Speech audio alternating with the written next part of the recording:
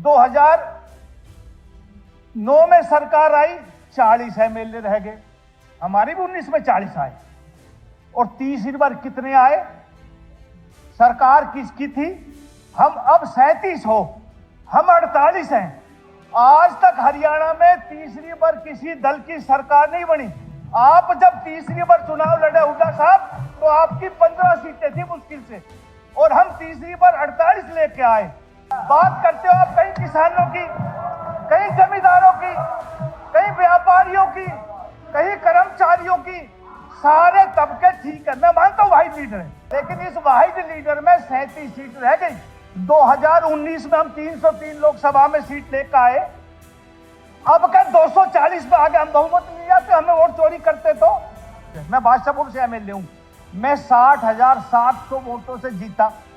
75,000 चोरी हुई। 2 दिन बाद बयान आया कप्तान अजय सिंह यादव का कि रेवाड़ी में 35,000 वोट चोरी हुई, 32,000 से हारा अगला। कांग्रेस के जहां जहां जितने से हारे उससे 5,000 ऊपर बता दें कि इतनी वोट चोरी होगी। और लिख लो, ऐसे ही चलते रहे ना शहरों में और गांवों में, तो जिक्र ही छोड़ दो, 37 का 17 पा जाओगे। और एक बात कहूं, सैनी साहब को तो मौका ही 3 महीने का मिला, इससे ज्यादा ना मिला था। इसकी मुस्कुराहट अगली बार हम सब ने मार देगी।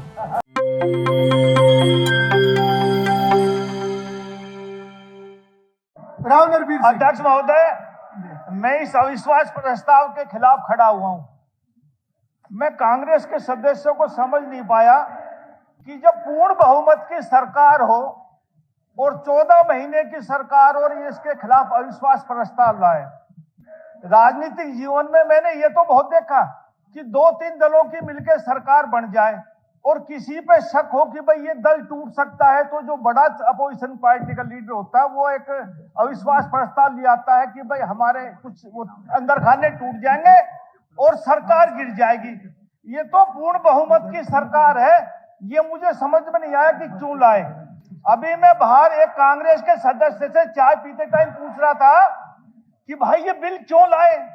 उसने कहा विधानसभा में और बोलने का इससे अच्छा मौका क्या मिलेगा। तो ये तो इनकी गंभीरता बताती है कि ये अविश्वास प्रस्ताव क्यों लाए। जहां तक आंकड़ों की बात है, कांग्रेस के बहुत से विधायकों ने बड़ी बड़ी बातें सरकार के खिलाफ की। हमारे कृष्ण बेदी जी ने, भाई महिपाल ढांडा जी ने आंकड़ों के हिसाब से पूरा सदन को अपनी पार्टी की नीतियों और अपनी गतिविधियों के बारे में बताया। मैं आंकड़ों पर नहीं जाऊंगा, मैं 2-3 बात सीधे सीधे शब्दों में कहूंगा कि प्रजातंत्र में जो पैमाना है वो राज्य में वोट का पैमाना है।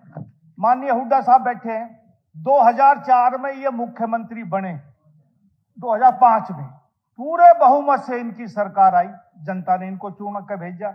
अभी कुलदीप बस कहते वाहिद लीडर है, मैं भी मानता हूं हरियाणा में वाहिद लीडर है। 2009 में सरकार आई, 40 एमएलए रह गए। हमारी भी 19 में 40 आए। और तीसरी बार कितने आए? सरकार किसकी थी? आपकी थी। यूं कहते हैं कि भाई हुड्डा साहब वाहिद लीडर है। अरे घटते घटते घटते कितने पे आ गए? हम अब 37 हो, हम 48 हैं।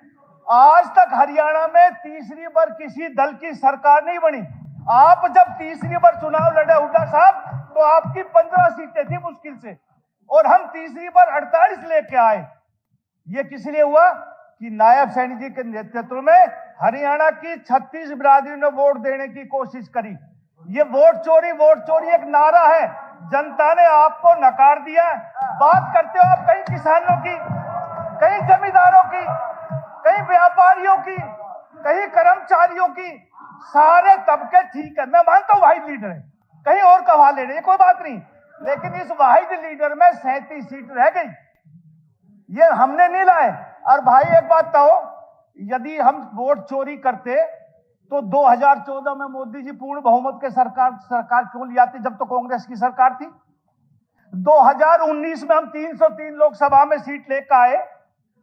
अब क्या 240 पे आगे हम बहुमत ले जाते? हमें वोट चोरी करते तो मानो ना।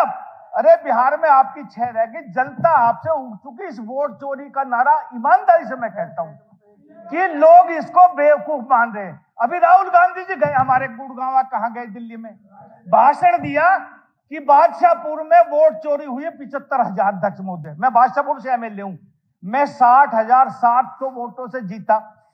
75,000 चोरी हुई। 2 दिन बाद बयान आया कप्तान अजय सिंह यादव का कि रेवाड़ी में 35,000 वोट चोरी हुई, 32,000 से हारा अगला। कांग्रेस के जहां जहां जितने से हारे उससे 5,000 ऊपर बताते हैं कि इतनी वोट चोरी होगी। अरे जनता भाग गई आपसे। आप ये बात मानो, इसको दिल से स्वीकार करो और लिख लो। ऐसे ही चलते रहे ना शहरों में और गांवों में तो जिक्र ही छोड़ दो, 37 का 17 पा जाओगे। हमने किसानों के लिए 10 साल में 1158 करोड़ रुपए आपने माफ किए 10 साल में, और हमने 10 साल में 4771 करोड़ रुपए मुआवजा दिया है। और साहब माफ मुआवजा दिया है, मुआवजा दिया, माफ नहीं करे साहब, मुआवजा दिया है। मैं मान सैनी साहब के नेतृत्व में सरकार आई। और एक बात कहूं, सैनी साहब को तो मौका ही 3 महीने का मिला, इससे ज्यादा ना मिला था। इसकी मुस्कुराहट अगली बार हम सब ने मार देगी। ज्यादा ना कहूं, टाइम कम है। अरे हम भी फंसे पड़े हैं, अब 2 घंटा अगला बोल देगा, हमने जाना भी है, इसलिए राम राम साहब।